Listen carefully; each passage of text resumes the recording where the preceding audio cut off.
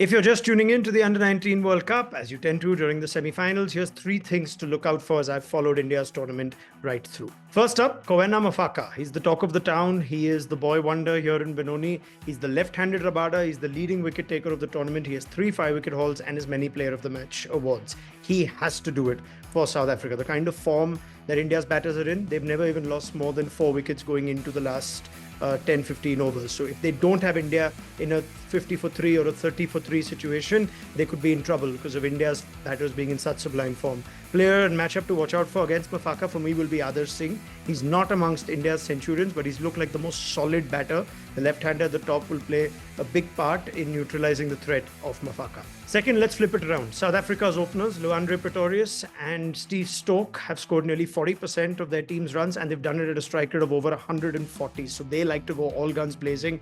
Not easy against this Indian attack. The seamers are in good form, and Soumya Pandey is the most economical bowler of the tournament, going at just over 2. And he's picked up 16 wickets while keeping the runs down. They like to go big, but can they avoid giving India's new ball bowlers wickets and actually avoid getting Pandey into the game early? After that, India's bowling, it's never been under pressure, but it'll be nice to see if South Africa's batters can give them that start. If they don't, India will just run all over them. And in the only game South Africa did lose, England's spinners were the ones that pulled things back after the openers were dismissed. So the openers have to carry the weight again for the home team.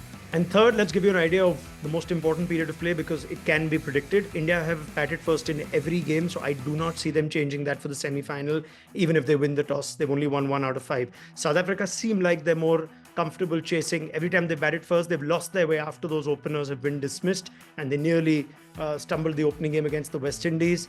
They also ended up losing the game batting first against England. So I expect both captains to be pretty happy with the result of the toss. It will all come down to whether South Africa can get India 30 for 3. If not, the kind of batting form that India are in, the fact that South Africa do not have a quality spinner, One James, their captain, his off spin is not going to trouble India's right-handed dominant batting lineup. So if they do not strike early in the first hour of play, where at Benoni we've seen that is when fast bowlers have the most assistance. So if India can navigate that and if they're allowed to play their template, they could run away with this game. But you can never rule it out, especially with South Africa playing at home.